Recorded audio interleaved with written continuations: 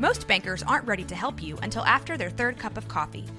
But with Central National Bank's after-hours service, you don't have to wait for the bank lobby to open to get help. You can contact us from 6 to 8:30 in the morning or from 5 to 10 in the evening, and we'll connect you to a real, live, local person who can answer questions and fix problems 7 days a week. Bank different. Bank Central. Central National Bank. Member FDIC. Yeah, yay is, I think, kind of how, like a subdued yay. That's how I would describe the win over the Grizzlies. And that was a must win. Yeah, and that's how we're gonna start this podcast here. Is a subdued yay from Tara for the win over the Grizzlies. Oh, are we rolling? Oh yeah, we're rolling. Oh, well, hey, what's up, Blazer fans? Welcome to the Blazers Edge podcast, part of the Almighty Baller Radio Network. You can find us on Stitcher and Apple Podcasts or wherever you get your podcasts. I'm Tara Bowen-Biggs, and I am joined, as usual, by blog boy, Blazers outsider, Danny Marang. I guess I am kind of falling in that category now, huh? KD, blog boy? You snake? Blog boy / TV boy. Right. So for people who don't know what the blog boy reference is to, that is to the Bill Simmons, Kevin Durant. It was a podcast, but it was about sort of 3 hours Simmons of just retreated. Kind of meandering. Oh. When KD went on that rant, you could hear Bill Simmons like kind of recoil into his chair, like, oh God, what have I done? But at the same time in his mind, he's like, content, keep going, don't stop. Yeah. But you could hear the uneasiness in the questions. He was just like, this is... The long and the short of it is that Kevin Durant is not a big fan of people who he calls blog boys, who he believes don't watch the games, and they spend all their time looking at analytics and not actually watching games. And throughout this, it was a 2-part episode, and throughout the entire thing, he would not let it go. He had some very strong opinions. So I am proud to be talking to a blog boy tonight, Danny Marang, although I do know that you actually do watch the games. Because here's the crazy thing. I mean, we do watch the games. Is there a single analytics person out there?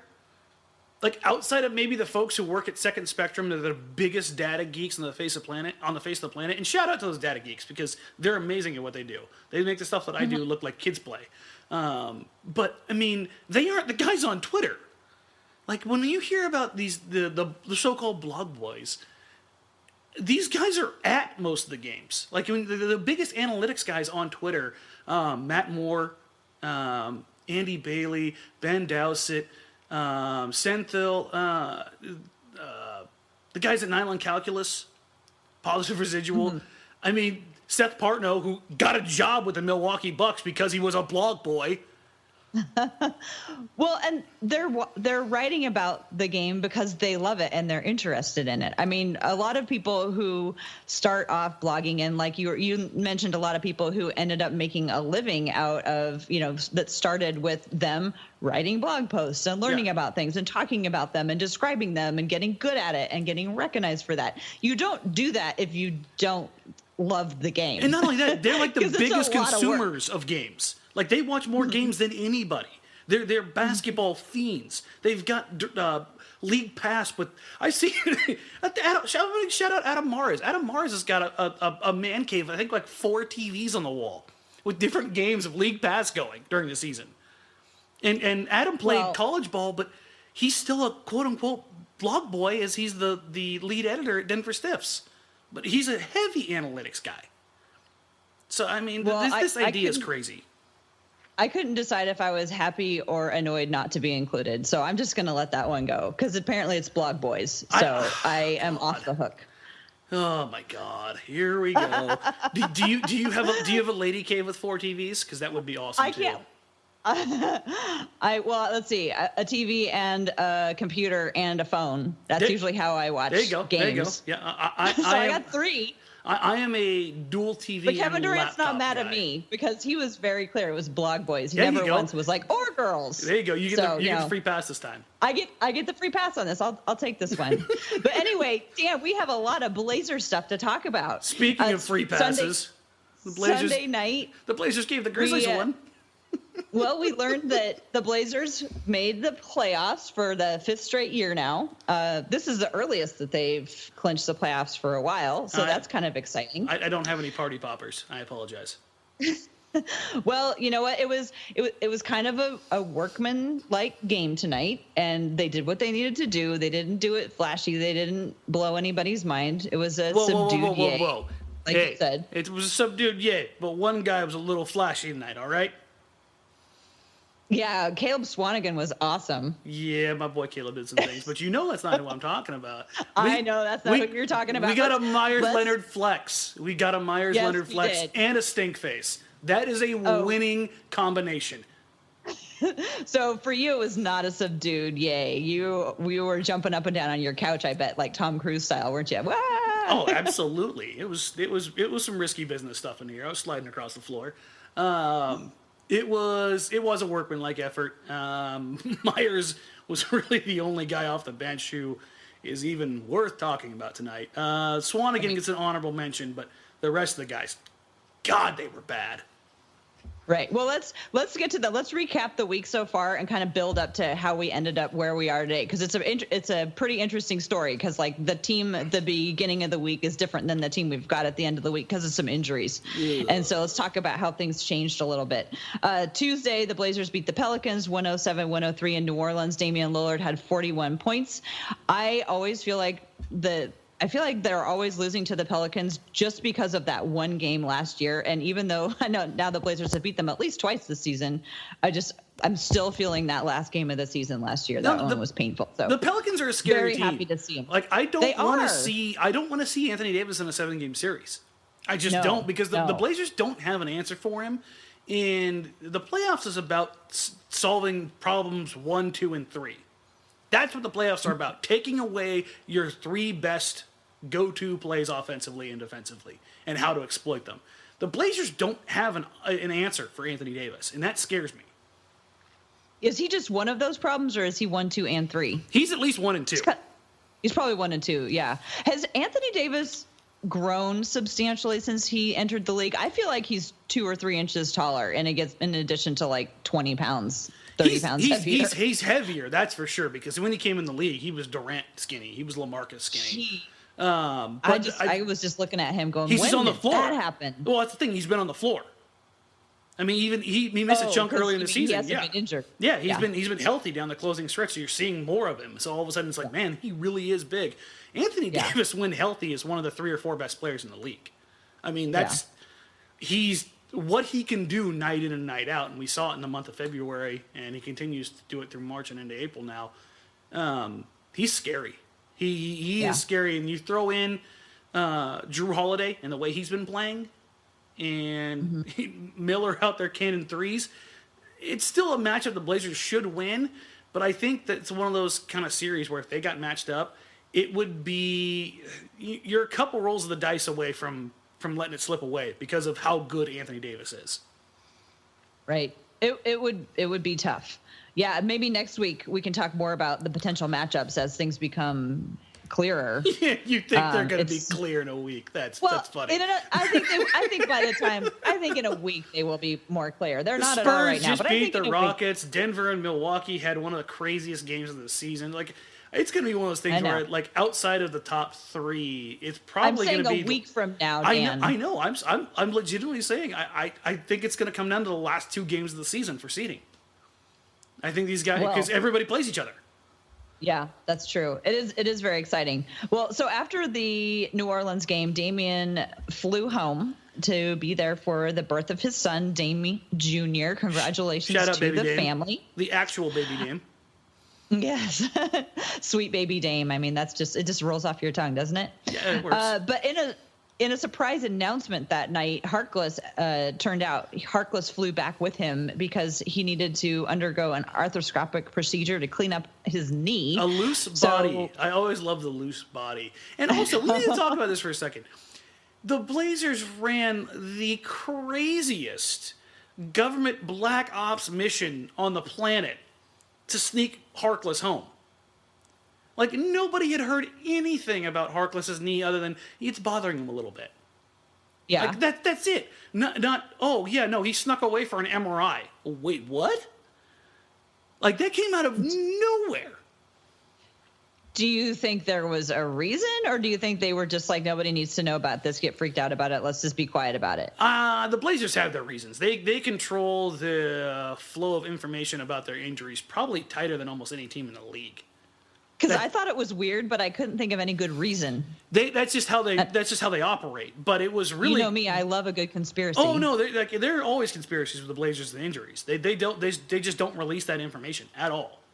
But like they went deep into the playbook there to sneak him out, and I found that a little bit weird. That made me worry almost a little bit more.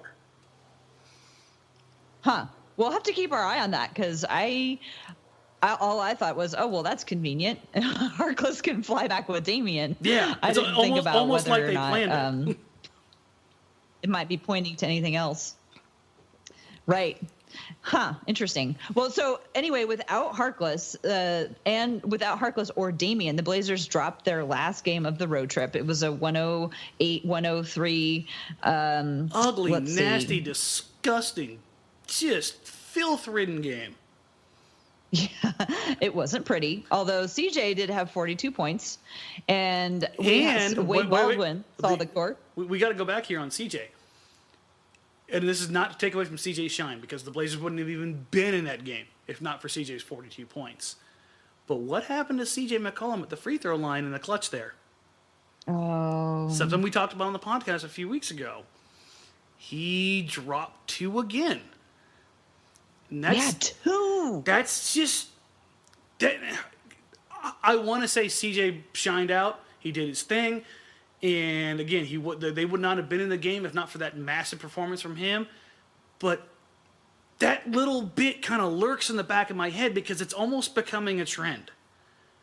So the other teams are like, well, if you're gonna foul somebody, if CJ's got the ball, go ahead and foul him. Like you don't want to like when you foul Damian because exactly. You know Damian's gonna get him. I wonder at this point in time if it's almost mental because we were talking about this a couple weeks ago. Last year, CJ was 91% from the free throw line. He had the highest free throw percentage in the league, and what he was able to do in the clutch time was spectacular.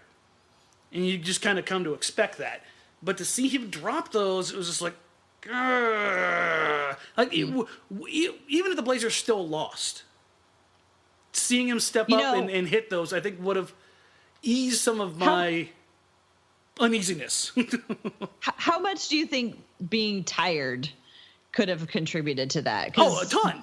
It was they looked tired. Oh, they were gassed in that game. There's no doubt about it. Yeah. But either way, I didn't like it. I mean, that's what it comes down to.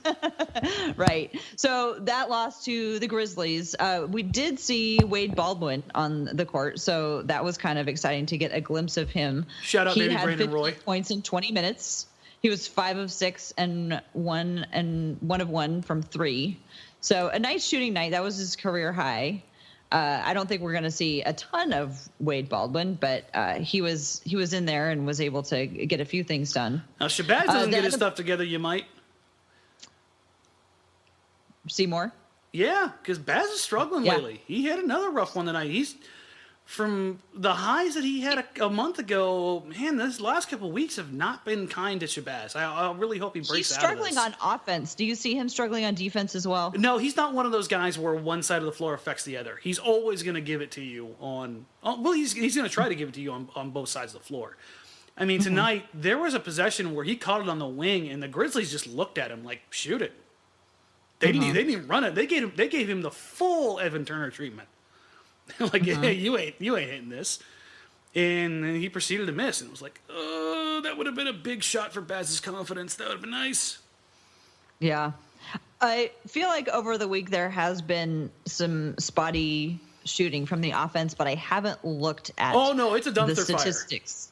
Fire. Okay, well, let's talk about that in a minute because I want to know what those are. But let's just finish with how the week went before tonight's game. Blazers got back on track against the Clippers, and the Clippers have actually been playing pretty well lately. They'd won 4 of their last 5, including a win over Milwaukee and one over Toronto. It was Blazers took that one 105-96. Damian returned to the floor. He flirted with a triple-double. He had 17, 11, and Still 7. not quite So not there. like super close. It's just so strange. Like everybody else in the whole world's getting him, but he's not. But He those doesn't 11 chase him. assists. He doesn't chase him. Those 11 assists are something I want to talk about next, is because in the last couple of games, there's been a lot of assists. Yep. So I don't know if that's just because, like, you know, instead of giving out cigars, he's just giving out assists to everybody, or if the Blazers are trying something new, or what's going on with that. But the big news from that game, Ed Davis sprained his ankle. Gather yourself. And he's going to be out 1 to 2 weeks. Is what they say. I know. Ankle sprains are hard. I know the folks in the What Facebook group were distraught and disheveled. It was a rough night for all of us Ed Davis fans. And it was one of those things when it happened live. I saw few people were like, "Oh, it didn't look that bad," and they showed the replay, and I'm like, "He's out for a week." You don't, unless you're Andre Miller, you don't roll your ankle at 90 degrees and just walk it off the floor. I mean, you just don't. And I hope Ed gets healthy quick. Obviously, the timing of these injuries, probably the Blazers' two most important role players over the last few weeks have been Ed Davis and Maurice Harkless. Not exactly a great time to lose them. But, I mean, if you're going to lose them before the playoffs, so hopefully they're ready in time. But yeah, just hope that it's going to be enough time. Yeah, with Ed, I think we're safe there. Harkless, I'm a little more concerned about. That kind of thing is one of those things where, yeah, he could be ready, you know, in 2-ish weeks, but it can easily stretch to 4 very quickly with something like that. Because anytime you go in, inflammation's a problem, stiffness is a problem, range of motion, all that stuff. Just general comfort level. And then, of course, there's taking time off for basically being off of it and not really using it for a couple weeks. That affects your conditioning. Those are all things that you need to kind of keep in mind with those kind of injuries. Right. Well, hopefully at least one of them will be back by the time the playoff starts. And the Blazers are going to be in the playoffs because I guess they found out before the game that everybody else had played their games. Yep. And the Blazers were going to make it to the playoffs. But yeah, we're definitely going to need those one of those two back at least by the start of the playoffs if they're going to be able to make it through that first round. I don't think they can make it through the first round without both of them. What do you think? Well, here's the thing. I think you're okay as long as you've got one of them back because of the consistency and that kind of thing. The dark horse candidate here is if the Spurs somehow get matched up with the Blazers. I don't think it's likely now with the way the Spurs have been playing lately and the way they're closing the season. But if Kawhi Leonard does come back, and I'm not assuming a healthy Kawhi, I'm assuming 70% of Kawhi Leonard. 70% Kawhi Leonard and the Spurs presents a big-time problem for the Blazers because they don't have an answer for him defensively without Harkless. You can try to throw Aminu on him. You can try to throw Turner on him, but you're going to have Aminu probably on LaMarcus a lot more because I don't think you would have like Nurkic on LaMarcus for long stretches. Pop would probably try to make it that way to try to take advantage of that matchup, pull Nurkic away. But I think Harkless is the more versatile guy to be able to put in there for longer stretches on a guy like Kawhi. Really any wing, which is why I know this kind of contradicts what I was saying earlier, but the Pelicans, if you don't have Harkless, are probably the more favorable matchup because the lack of wing premier players with the Pelicans probably favors Portland in that instance. Right. So also if they were to, I don't even remember what the standings are right now, but like if Portland was going to match up against OKC, that's another one where we would need to OKC's see Harkless on Paul George. one because you want to have as many fresh bodies as you can, making life miserable for not only Paul George, but there'd be stretches where you're going to put a guy like Harkless on Westbrook. Because you don't want Dame or CJ picking up Russell Westbrook all game. That kind of thing is exhausting.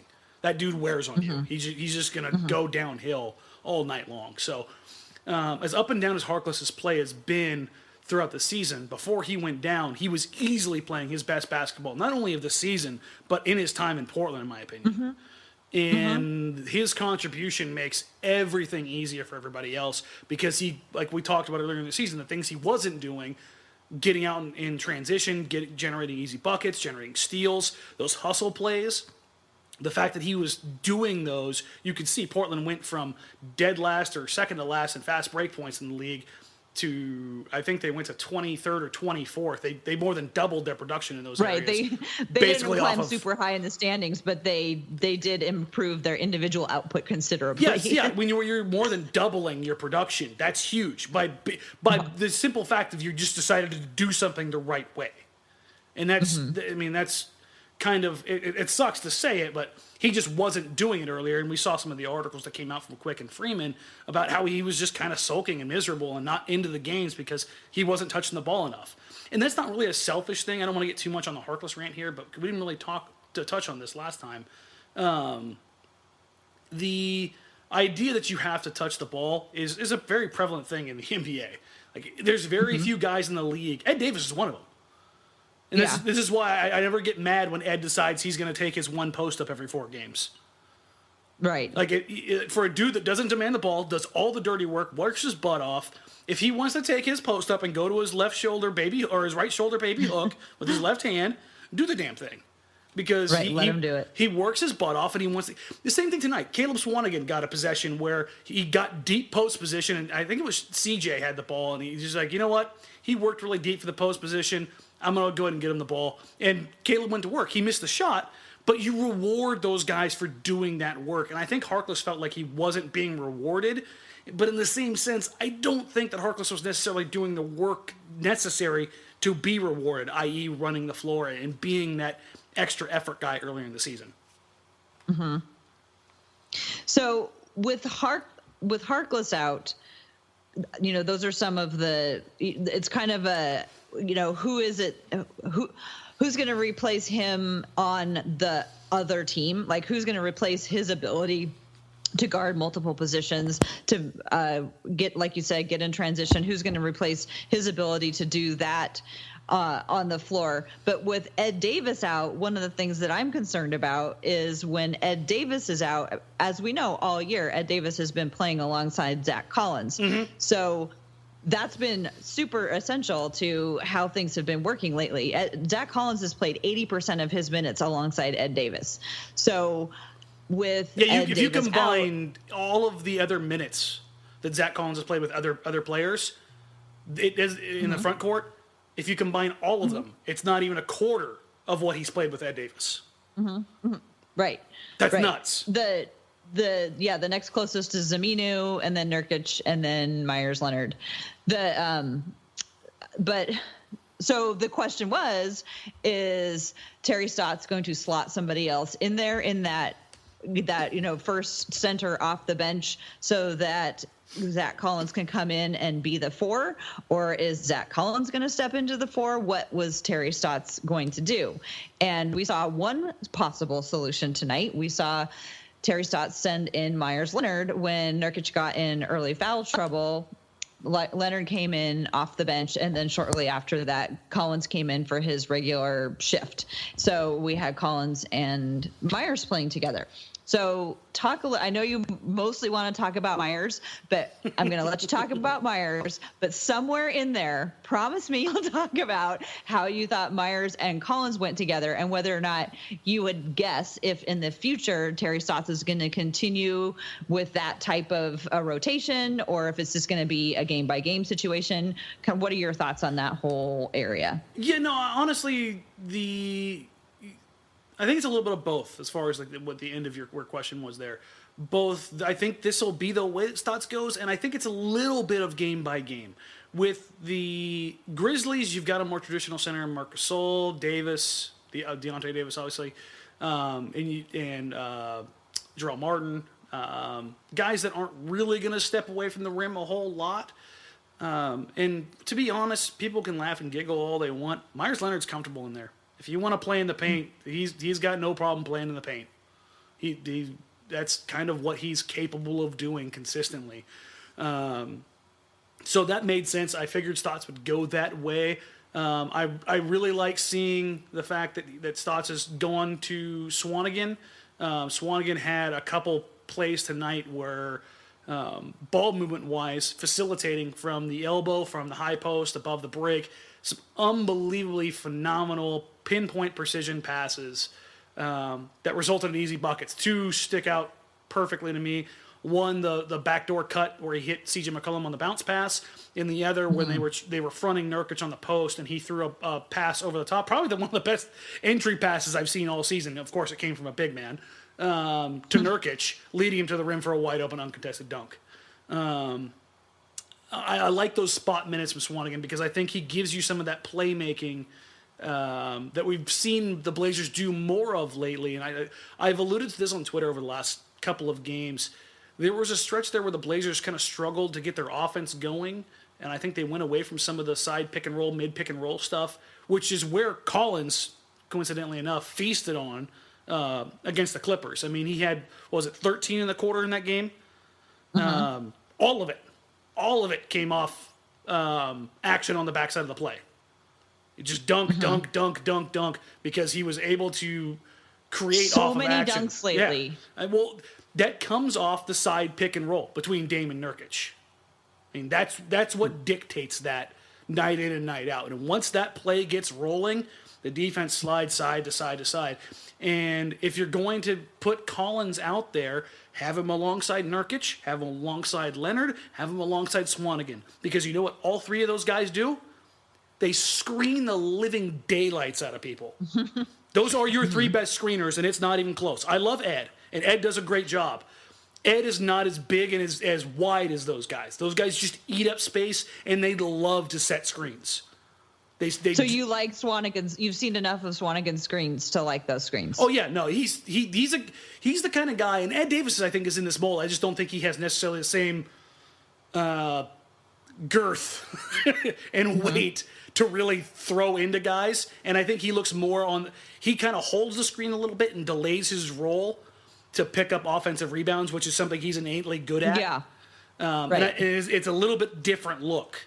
When Nurkic does it, he's rolling to the rim with authority. When Myers does it, we saw it tonight, he rolls to the rim hard, which is a new development this season because, last year he just kind of floated about the three-point line.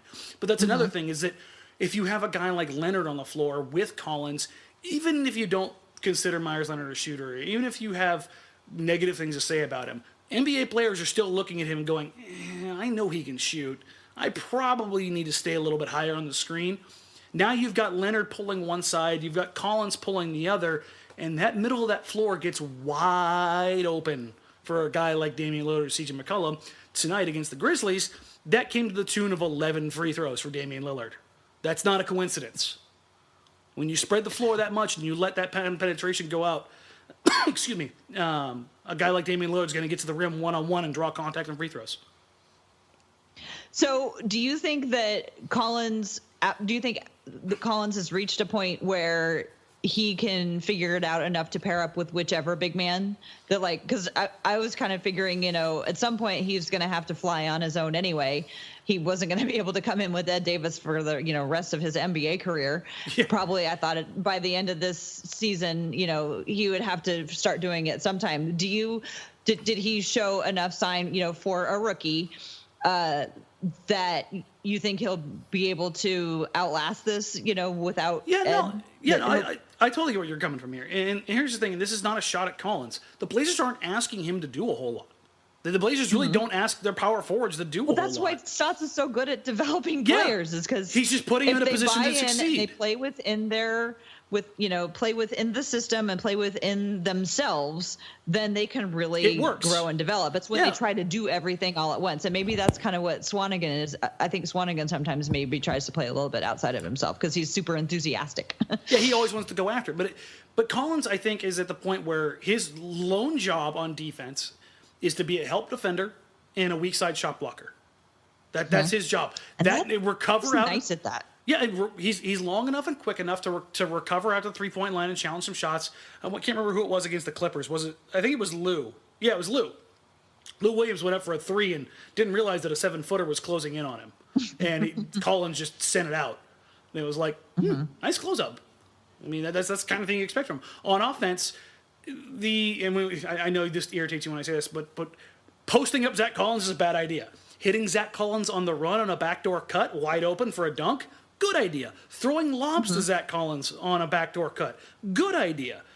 Drop-off passes to Zach Collins when nobody's on him, good idea. Kick out threes on the wing, not in the corner. Good idea. For whatever reasons, Collins has not figured out that corner three yet. Every time he takes one, I'm like, oh, God, stop doing that. Hopefully that's something he works on in the summertime, because I think he can be a consistent enough threat out there to draw defenses, well, he's better than what we see from guys like Turner and Harkless earlier in the season, certainly. But, I mean, you simplify that game for him.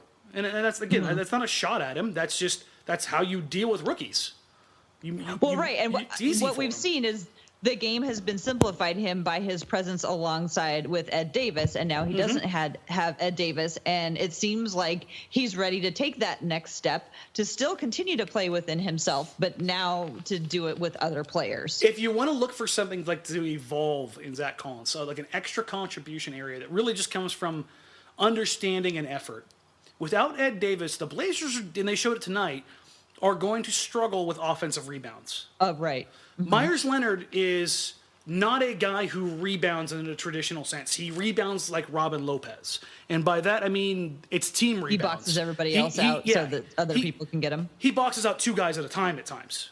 I mean, he just eats up space. And guards and wings, guys like Aminu and Harkless feast on those rebounds. If Collins is going to be that guy out there, I don't think it'll necessarily work too much with the way the Blazers play defense, because Collins is going to be a little bit more on the perimeter regularly. But if they're looking for offensive rebounds, if he's out there with Myers, I would think that they might look to send him to the glass a few times. But he's also the guy that is going to be their transition shot blocker. So he's the guy who's going to be out a little bit higher, and he's going to be the earlier guy back. Myers runs the floor well. Caleb Swanigan runs the floor well. But they're not as long and rangy and cover as much ground as quickly as somebody like Collins can, who's already going to be out further on offense anyways in transition. So I don't know if it'll necessarily work out, but it's something to keep an eye on. If the Blazers do change anything, if they do want to generate those extra chances, Collins, I think, is the guy to look at in those opportunities. Okay, so the short answer is that you think Zach Collins has the opportunity to pick up some of those offensive rebounds? Yes. That Ed was getting? There's a lot of caveats to that because of the situation and where he's at. But like if you wanted to say like the extra possession plays, that's kind of where he could slot in as far as you seeing a little bit of growth that would manifest itself in box score counting stats. Do you want to add anything else about what you saw out of Myers tonight? Because it was nice to see him. I really thought that he just played well. The opportunity for him to come in and play well, and he did. He had some dunks. He had some shots. He had a drive-in kick that resulted in an extra pass, a hockey assist for 3 in the corner. Myers played well tonight. I think there was maybe one time where I was like, come on. And I think he got mixed up on a coverage, but I also saw him bark at, I think it was Evan Turner. I can't remember. I got to go back and look at my notes. But for Turner taking the wrong coverage defensively and jumping above the screen when the screen never came. And we talked, or at least I talked about this on Twitter. Maybe some other folks noticed this tonight, but it sounded like the mics were turned up a little higher than they typically are on the court. Because I heard conversation on the floor all night long. And it was, I love that. And it's one of the things I love about sitting close to the floor sometimes is that you get to hear the communication and what's going on back and forth between these guys. Myers, for all of his questions or faults or however people want to talk about it, Myers talks on the floor probably more than anybody. He directs and dictates so many things. It's the one thing I would like to see more of from Nukic. Right.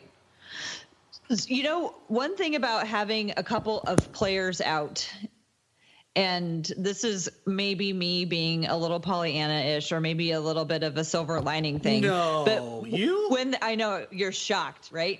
But when there's disruption in the regular routine, I think everybody has to pay a little bit closer attention to what's going on, and they have to talk more, and they have to be a little bit more on top of things because things are shaken up. And I think that can end up being a good thing because ultimately they could have just, coasted through I think they could have run the risk of coasting through, finishing things out, but instead they have to kind of double down their focus because they have had some changes to the lineup thrown at them. Mm-hmm. And I've noticed actually the last couple of games, how much I love pointing.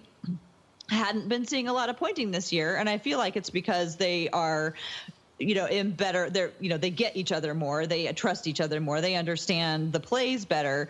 And so the pointing just kind of falls off a little bit. But I have noticed in the last few weeks that or at least the last few games, there's been more of that. And I saw more of it last night or two nights ago and more of it tonight. I kind of think that sometimes forcing that communication could ultimately be a good thing. Even though not having Mo and Ed is a bummer, it makes everybody concentrate that much harder, I guess. Yeah, no, it's a reminder, I think. It wouldn't surprise me if that was something the coaching staff put an emphasis on. If you're going to fine-tune things for the playoffs, that's how you do them. Because your practices are limited. When you do get in practices, you're reviewing game tape, you're going over subtle changes to the game plan. You're doing some scouting, obviously, but the things you work on, they aren't grand scheme things. They're reminders. They're like, hey, we're game 76, 77 now. 78, what is it? 77? Let's go ahead and hone in on this. Let's lock in on this. Let's focus on this. Those are the things that you want to kind of lock in on the closing stretch. That way you're not looking to address them in the playoffs. Do you think why do you think they've been getting more assists the last few weeks? In a nutshell, the side pick and roll. I think that's the biggest benefactor or the biggest contributor to this. So do you think they've been focusing on that particular play, and that particular play generates a lot of? It's where all the gravity is. All over the place. It's where all the gravity is. Anytime you have Dame on one side of the floor, CJ on the other, and Nurkic rolling down the middle, it results in good things. Now, Nurkic had a couple bad catches and a couple bad passes that were thrown him, not just tonight, but over the last couple games. The Memphis game in particular, where they dropped the game, CJ had Nurkic on the roll, and he threw him a couple fastballs, like at his hips and at his knees, and I was like, yes, it's easy for people who are watching to say he's an NBA player, he should grab that ball. That's not how 7-footers work, folks. You put the ball at their chest. That's where you put the ball. You don't put the ball down low and make a big man bend over to get the pass. That's my only criticism of that over the last couple of games, last couple of weeks. But as far as the offense itself and generating more opportunities for everybody, they're still getting good looks. The big one here, obviously, is the three-point percentage is dropping, and yet the assists are still flowing. Why? Because the ball's moving inside out, side to side. And that is all based on the gravity, basically, of Dame, CJ, and Nurkic. If you look at what their assist numbers could be if they were hitting their threes, good God. We talked about this earlier, and you said you want to kind of come back to it. So I'm gonna touch on it now. Yeah. Over the last 7 games, the Blazers have the second worst three-point shooting percentage in the entire league. 29.3%. That's awful. That's brutal. Well, and what's the number of shots? Where are they in terms of shots that they've gotten off? Because it seems like they're getting plenty. They're getting 32 threes a game. And where is that in the hierarchy? Oh, as far as where it sits in the league? Yeah, that's ninth. Okay, so they're getting plenty. So they're taking the they're ninth continuing most. to get plenty. They're just not hitting him. So why aren't they hitting him? I don't know. If I knew that one, they would pay me a lot of money to fix those things. I wish I knew. Because they're getting looks. Bad luck. Tired shooters just happen to be regression to the mean. Evan Turner had been hot there for a while, and Evan Turner over the last 2 weeks has front rimmed quite a few threes. Collins has cooled down quite a bit. Connaughton has just struggled. Yeah, Connaughton and Napier have been struggling a lot. Connaughton has Luke Dame Babbitt disease. Oh yeah. But Dame and CJ find other ways to score, especially Dame getting to the free throw line. Connaughton has Luke Babbitt disease. Every shot he takes looks good. It feels good. And then it hits the back of the rim. And it's like, for the love of God, Pat, please make that. And he's just taking back up 2 inches. I don't know what it is. It's just, I don't know if it's a confidence thing, it's a mental thing or what, because like I said, it looks good. And he's taking the right shots. There's been maybe, of his past 20 threes, maybe 2 of them were questionable threes. Like he's stepping in rhythm, on a good catch, with the defender far enough away to where it shouldn't bother his shot, and he's missing it. He's taking all the shots that Alan Crabb wouldn't take last year.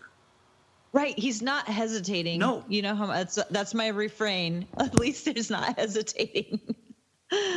I will never get mad at a missed shot that was the right shot. That as long as I'm a big proponent of, if you keep taking the right shots, they'll pay off in the long run. Now, there gets to a point where somebody taking that shot is no longer the right shot. Like career 30% three-point shooters continuing to jack up threes for no reason. It's like Rondo for years was a terrible three-point shooter, and yet he continued to take them. Westbrook is a terrible three-point shooter, yet he continues to jack them up. And it's like, that's not a good shot. Like, defenses are fine with you jacking up threes when you're a 32% three-point shooter, especially if you're a volume shooter. It's like, that's just a dumb idea. Dame, I think, is when people question that, like, he's not a high percentage shooter. Dame is taking the degree of difficulty shots on Dame's threes are probably the highest in the league. I mean, the stuff the stuff that he does, step back, fade away, contested, and he's still shooting a respectable percentage while taking 10 threes a game. I mean, that's difficult to do. If Dame was taking nothing but Kyle Korver, JJ Redick, spot up, catch and shoot threes, right? I have a I see what you're saying. Pretty solid idea that Dame would be a high percentage three-point shooter. Right, if he was taking all the threes that Pat Connaughton is taking. Yeah, exactly. Like these guys that come off screens that are catch and shoot shooters, Chris Middletons of the world. I'm pretty certain Dame would be an above 40% three-point shooter, but that's not what his role is. His role is to take difficult shots to bend the defense. I mean, that's what it's supposed to do. But yeah, the missing of threes is really bothering me, because they need to figure this out. Good luck winning playoff series shooting like that. Well, hopefully it all comes together all at once in the month of April for everybody who's been struggling. But considering that the Blazers now are going to the playoffs, my question is, what are you most concerned about in terms of things that the Blazers can control? So, like, what's on the scouting reports of the other teams right now who are looking, going, okay, we might be having to take on Portland. I need to start compiling information. What are they gathering? Excuse me. If I'm any team playing Portland, the game plan that I am taking is the one that Houston employed. And now that's easy to say because they have Chris Paul and James Harden, but I'm talking about defensively. Make the role players beat you. And that sounds simple, but you blitz everything Dame and CJ does. The counter to this, and this is why I think Portland has been going to this so much, is that side pick and roll. You can force the ball to one side of the floor, but if you start forcing the Blazers to the sideline over and over, to the baseline over and over again, they're going to have a counter waiting for us on a skip pass. They're going to have Nurkic rolling down the middle wide open. Somebody's going to be really, really, really open if you do that all game long, and you have to have the personnel necessary to stop that. And a lot of teams around the league do have that personnel, and that's kind of where Portland is kind of shorthanded, and that's at those long, rangy wing positions. If you look at what Houston has, they've got Mbah Moute, they've got PJ Tucker, they've got Ariza, they've got guys, and Capella plays the passing lanes better than almost any center in the league. So you think it's blitz Dame and CJ, but give more room to Nurkic, to everyone not named Turner, Dame and CJ. Harkless, yeah. And so by blitzing, do you mean put put 2 men on them at all times? I You're mean, like put pushing 3 people on there too. Yeah, basically what you're doing is you're playing 3-on-2. You're playing above the screen. You're going above and pushing to one side of the floor or the other, not letting them get to the middle. You're hedging hard on the inside defender on any pick and rolls. And I would like to see the Blazers start working on some counters to that, which they're not going to show a ton of because they don't want that stuff on tape. Not right now. No. Right? Is that what you mean? Yeah, exactly. I'm almost certain that in practices, those are things that they're working on. But so do Dame and CJ stay close together so they pull everybody over to one side so that everybody has more room? No, or do they? One side does one or of them the have other. to keep running? Yeah, you've got it. Well, keep running, but on the other side of the play. And that's why you see that weave play that Portland does so much above the 3-point line. Right, I love that. The dribble Where handoffs. CJ runs around. Yep, Yeah. you get the dribble handoff, you get the weave action. That's so the defense can't play above that. Because if you cheat above that, one of those guards immediately darts to the rim. And now your They can defense make it punch through. has to collapse, and the other guy's still above the 3-point line. Now you're in a pickle. Now you've got either Dame or CJ going, or one of the wings cutting from the corner inside on the backside of the play for an uncontested dunk, or you've got one of the guards above the 3-point line wide open. And those are the kind of counters I like to see. But again, this all comes off the side pick and roll. I think that's where Portland is the most deadly. When you get Dame and CJ particularly working, this is a little highlight to something that I'm going to pop off on TV tomorrow. When you talk about screen assists, Nurkic is one of the top players in the league when it comes to screen assists. The only guys who have more are guys like Jokic, guys like Andre Drummond, Steven Adams, Rudy Gobert. So a technical or not a non-technical explanation of a screen assist is that when someone sets a screen in order to free up somebody so that they can take a shot and make it? Is that what a screen assist is? They get a resulting basket off of the screen.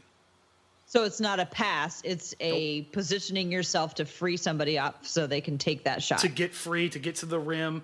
And I don't think it calculates it. I have to double check on it before I fully pull everything for tomorrow.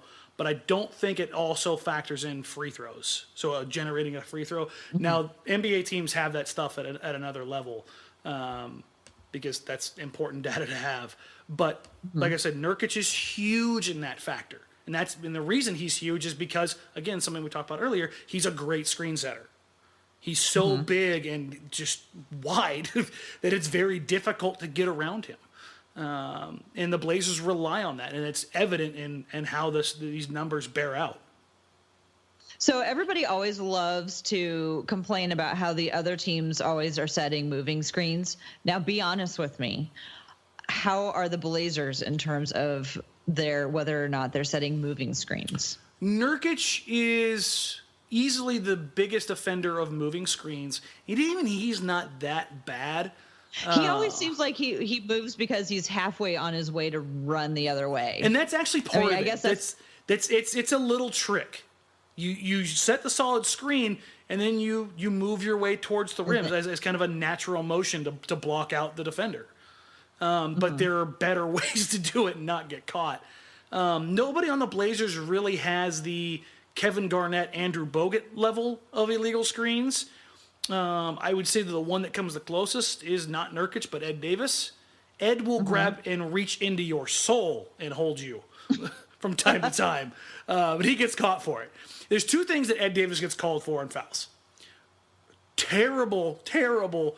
Oh my God, you had to be blind to miss those moving screens and over the back fouls. Those are the two things Ed gets called for. And his over the back fouls are not really over the back as much as let me put my hand in the middle of your spine and push you forward 4 feet. Get you out of there. Yeah, those are the two levels of Ed Davis fouls. Otherwise, Ed's pretty clean on those. Collins, this is a shot. Collins doesn't set screens. He sets glancing blows. Well, he's only like the size of a 2x4 right now. If the Blazers are going to send anybody to overseas for some for some HGH treatments. We were joking about this the other day. He's the most likely candidate. If he came back looking like Sly Stallone after a trip to Germany, I wouldn't be disappointed. So he's not big enough. No, he's just not big enough. Substantial screens right now. No. Although, who did he knock just the heck drop straight down on the floor earlier? There was somebody who ran into him like he'd run into a brick wall, and everybody was shocked, inclling Zach Collins. I missed that one. I don't remember. Oh my gosh! I must have walked away. I can't remember. It was about halfway through the season. It was one of those ones where you were probably crying the whole game. Earlier in the year. Okay, gotcha. I thought you were talking about the last couple games. I was like, I have no idea when this happened. No, I feel like it was maybe against the Clippers or somebody. But anyway, let's how hope about it was in terms against the of Clippers. timing and like where he is setting his screens? It's a weak proponent of his game right now. I don't count on it. A lot of his stuff that he sees as far as his screen setting is above the 3-point line in those triple handoff scenarios and those weave scenarios where it's not necessarily about how hard or efficient you set the screen as much as it is about making the defender work to get over consistently. Right. So his aren't more likely to turn into an assist. They're more likely to just help the movement of the ball. Yeah, exactly. He's facilitating the creation of space by a little blow here, a little pop of the shoulder here.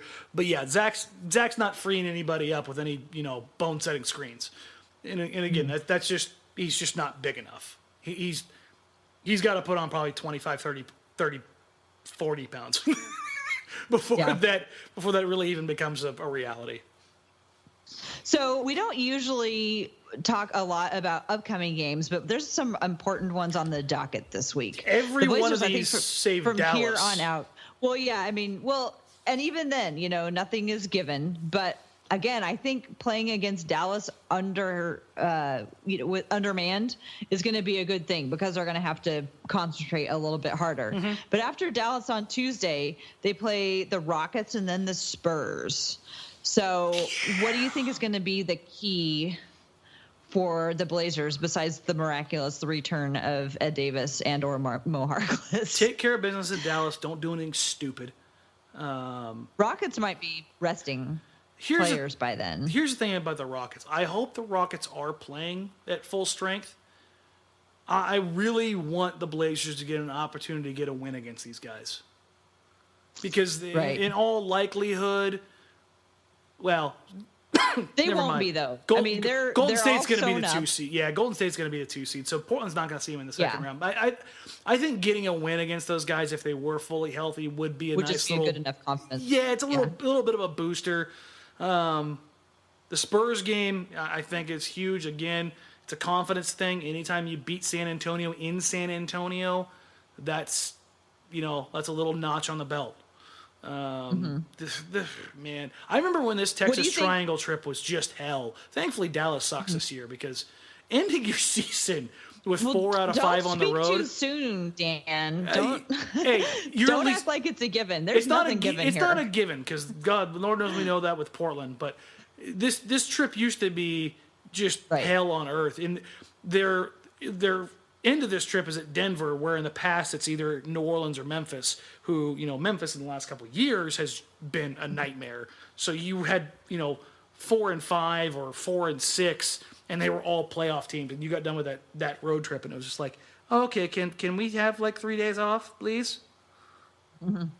So thankfully that won't be an issue. Denver's almost kind of back into they're in ninth again, right? They're showing signs of life. God, I don't even know now. It's just I don't even know what Denver's doing. Yeah, Denver is in the 9th place. They're showing signs of life. I'm like, what are they even doing? I don't understand what's happening in Denver.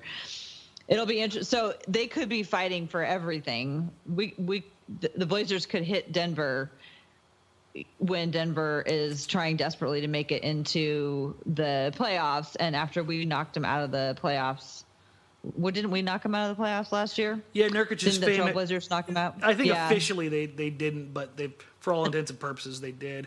I mean, the difference between I like to think that he's matured enough. No. I like that Nurkic. Tell them to have a good summer again. But, I mean, the difference between 6 and 9 right now is 2 games. Dos. Mm-hmm. So, yeah, it's going to be a fun stretch run. So the long and the short of it is that the Blazers will probably be playing against a Denver who's very determined. Good to God, win. if the playoffs started And then today, they come back and Portland's finish against the Jazz. Yeah, Portland's looking at it right now. Oh, God, no. No, not a first-round series with the Jazz. Ugh. Right, that's what it looks like if the playoffs started today. Good We God. would be so tired of the Jazz. You would even be tired of the Jazz. No, even though I don't you want. love I don't want to see my Donovan adult son. Mitchell. No. Yeah, you'll get tired of him. Even you'll get tired of him. But so how many do you think that are the Blazers going to win 50 games? The Blazers are going to win 50 games. The Did I Celtics. just mess it up? No, I was on that boat 2 weeks ago. The Celtics lost and the Grizzlies lost. Those two were. Yeah. I mean, they only have to win 2 more. Okay, so we're given Dallas. Houston, if they're resting, is probably a win. San Antonio, the way they're playing right now and positioning, that's a loss. Denver for their lives. Oh, we got to win that. The Blazers are going to win that one. Just on spite, I'm going to say Portland wins that and gets to 50. Then that last game against the Jazz, you've got the 3 seed sewn up. Everyone rests. You've got 50. Who cares? And we're going to see, they'll see the Jazz again in 3 or 4 more days anyway. So Yeah, that'll be in the first interesting. round of the playoffs. Yeah. Well, I really did. I was a bad fan and did not believe at all that the Blazers were going to, even be knocking on the door at 50. I think I said 45. I thought if they came out and played better than they did got a better record than they did the first year that they were together. So that the year they had 44 wins, I was like, okay, if they can actually put together that on purpose, not just because nobody knew what was coming in, As opposed to stumbling into it. Right. Well, I mean, because that's what happens sometimes. When you're brand new and you form together and people really aren't expecting you to come in and you have good chemistry and it happens to be good, you overperform, right? And then, they got 41. So I thought, okay, if they could on purpose put together 45 wins, that would be pretty good. So they've already surpassed that. 49, 50. I don't know. I'm pretty happy with that. How important is it to you that they win a round in the playoffs? Oh, is it like a disaster if they don't? Yeah. In my mind, no matter who they play? Yeah, with the way they're playing. Who they play. With the way they've played for the last couple months and the way the West is with all the injuries, there's not a matchup where Portland shouldn't be favored. Yeah, there's some dark horse. Even if they don't have Harkless, you still have Dame CJ and Nurkic. The only one here that I would call a dark horse would be if the Spurs got back Kawhi, but I just don't see that matchup happening. Utah should not. Utah will get some games. I think that would be a series that would go 4-2, just because Utah's just a pain in the ass. Minnesota, there's rumors of Jimmy Butler coming back. That scares me. If Butler comes back and Portland doesn't have Harkless, that's tough, because there's no other Blazer that matches up with Jimmy Butler well enough to be a problem. But my question is, if Minnesota has Jimmy Butler, if San Antonio has Kawhi, and the Blazers don't win those, is that a failure to you? Yeah. Is that a disaster? Yeah. That's even when those teams are full strength? Yeah. I guess I have to wait and see how they play, because I really, really want them to win a series, but I am willing to, if they, if there's some circumstances that happen that prevent them from winning. You want to have that silver lining there. I know. I'm gonna. Yep. Whatever. There may be one. I don't know. I mean, I get it. They've been playing well enough that you have to deliver on expectations. They should be favored. You have to deliver on expectations. That's how you grow in this league. So, but do you have to deliver on the expectations that you have going into it, or from the expectations from the beginning of the season? No, I guess your expectation at the beginning of the season that they would win the first round. I thought they would get matched up as a 5 or 6 seed and have a legitimate chance in the first round. Uh-huh. Okay. So you actually had them at a higher seed than I did, which is kind of funny. Yeah, but, when we started the season, I said 46.5 wins. That was the number that I kept landing on. I like to hedge my bets so that I can be pleasantly surprised. Yeah, no, not me. I like to be disappointed. What can I say?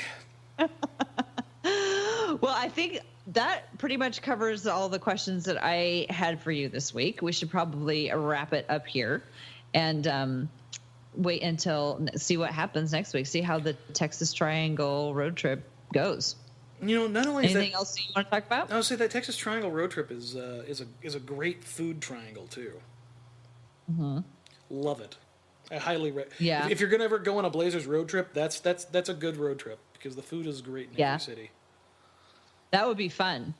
Well, the next time we talk next Sunday, I'm going to be in Memphis. So I'm going to be eating Nashville. So I'm going to be eating some good food next Sunday right before we talk. Make the trip to Memphis. Go see the good folks in Memphis. I would like to. I just am not going to have time. Whatever. Anyway, got anything else you want to bring up? Got to put your prayers out. I'm sure that you've got some kind of what? There are some things working. There are some things working. Possibly, maybe you could see me making some more radio appearances here as the playoffs approach. I'll have some more on that here in the next couple weeks, but that's a little tidbit. Blazers Outsiders will be there all throughout the playoffs. We are wrapping up the Blazers Outsiders contest tomorrow when this podcast drops Monday night. So be sure to tune in. We'll have the 2 final contestants for our guest host spot. I wish I knew who they were, but, they don't tell me anything. I just show up and do TV things. There's a little peek behind the scenes. But, yeah, we're just kind of grinding along, having some fun. So, please hop in. We're on Facebook Live. We are live on Rip City Radio 620. Obviously on NBC Sports Northwest Channel 737. If you are a Comcast subscriber, but if you're not, Facebook Live, NBC Sports or NBCS Northwest. Facebook.com/NBCS Northwest at 7 p.m. on non-game nights. So we'll be there tomorrow night for a special appearance because Trailblazers Courtside is going to move to Wednesday just this week. Oh, really? Okay. Yep. So I'll be there tomorrow night to give you a bright, shining, awful face to look at for a half hour. So enjoy. Awesome. Well, you can find me at TCB Biggs on Twitter, and I write for Blazers Edge. I had one today actually about who was going to take the place of Ed Davis as a mentor to Collins, and if that was actually going to happen. So I'll be continuing to write for Blazers Edge, and again, find me on Twitter. You can also send us an email at blazersedgepod it's blazersedgepod@gmail.com. Man, emails are really hard to give out. So please write us your emails or tweet us. We love to hear from you. We got a lovely letter tonight from a man and his daughter who listened to our podcast. Shout out Olivia. Thanks for listening. And Dan, I guess I'll talk to you next week. That sounds good. Awesome.